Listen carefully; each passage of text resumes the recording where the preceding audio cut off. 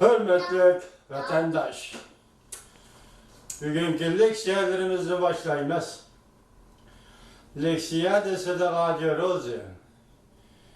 2019 yıl 8. ayının 8. günü. Haftaga Perşembe. Kaygılı haber. Uygur'un oğlu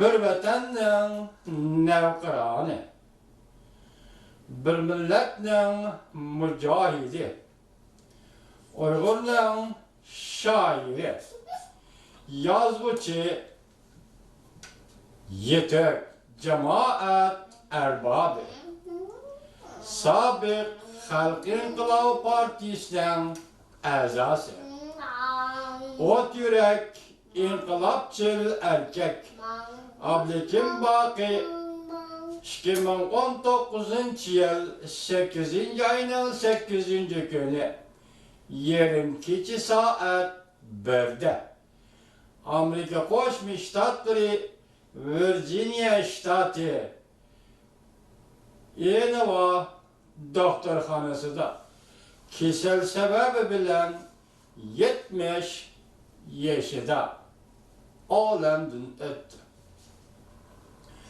Ben ve minin ayalım Rabia Kadir işkimiz kaygı ve hasret ilkede durun.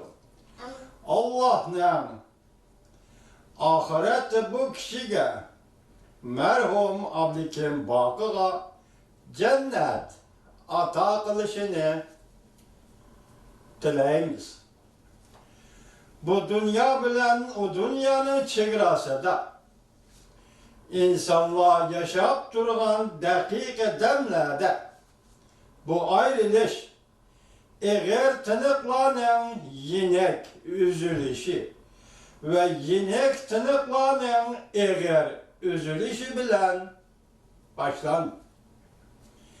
Millet için kuş dilep, yinik tınıklarda Allah'a sığınıp, vatan için eğer tınıklarda Allah'tan yardım dilep, kılıp yaşayan bu insanlar sokup durgan yüreği sakıştın taktıdır.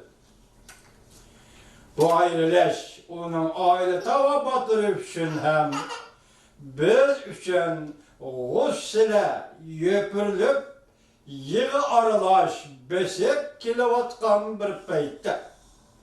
Abdülhakim Bakı'nın balı çakılları, aile tavabı adlarıga sever, taka dileyimiz. Dadamla Abdülhakim Bakı, vatanın örlüğü, milletin azatlığı için köngülüge pükken maksatlarga muvafık mecburiyetlerini ada kıldı. Mesuliyetini hem tamamladı.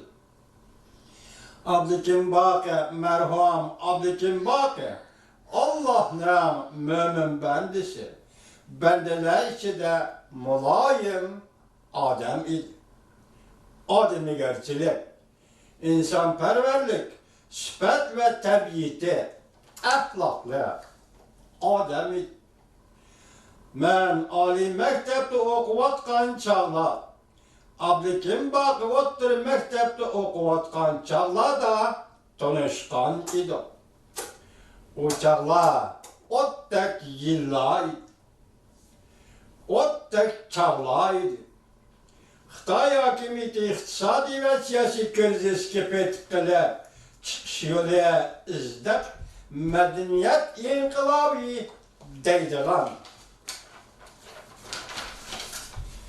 atak bilen iktisadi ve siyasi ziddiyetlerini kurallarını vücuduna iştirip Amevi diktatörünü yol kokuyor. Bütün memleketini bir vahimile kayfiyat işçiga söylep kirgende Xitayga mustamlika bolup turgan Uygur halkı hem milli mustaqillikni chiqish yo'llariga izlangan edi. Mekteplarda teşkilatlar kurulup, özara aloqalashib, bir kuch milletning kuchini tashkillashga kirishgan. Urumchi shaharlik tajriba o'ttir maktab. Urumchi shaharlik 6 o'ttir maktab. O'quvchilarni tashkillab yetaklash rahmatlik Abdukim Baqaning oldiga qo'yilgan vazifa bo'lib qolgan ish. O'ttir maktab o'quvchilar tashkilotlari Şinjan Üniversitesi'de kurulan 3. Batalyon O'quvchilar Teşkilatı'nın etrafı zikri 1968 yılı 5. ayda zor namayiş teşkilligen. O'quvchilar Teşkilatları Uyghur milletinin teşkili oyg'inishi ve iddivi oyg'inishinin vücutta gelişini ishga oshirgan avangardlarning tashkilotiga aylangan. Tashkilotchi marhum Abdukim Baqaning bu yo'lda ko'rsatgan to'pisi bebahodir.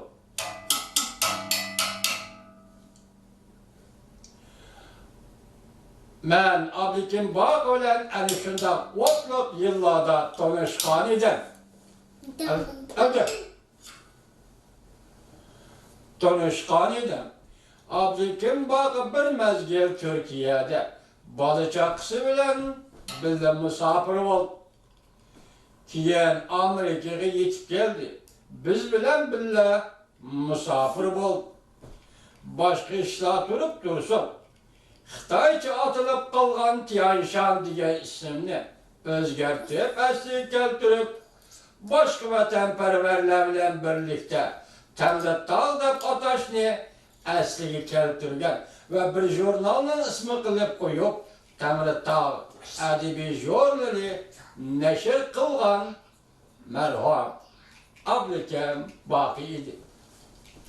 Marhum Abdukim Baqa vaqtsiz aramizdan vaqtsiz ketib qoldi. Xitoy mustamlikachi imperiyasi oldirildi. Büt boldu, gumran boldu degan sözlerini anlışı ve öz gözü bilen körüşü kerak bo'lgan bu adam bizden aramızdan vaqtsiz ketib qoldi. Qanday qilamiz? İnsan ekanmiz. Taqdirga bo'ysunmay nima chora bor? Marhum Abdukim Baqaning yatar joyi cennet bo'lgan. Amin.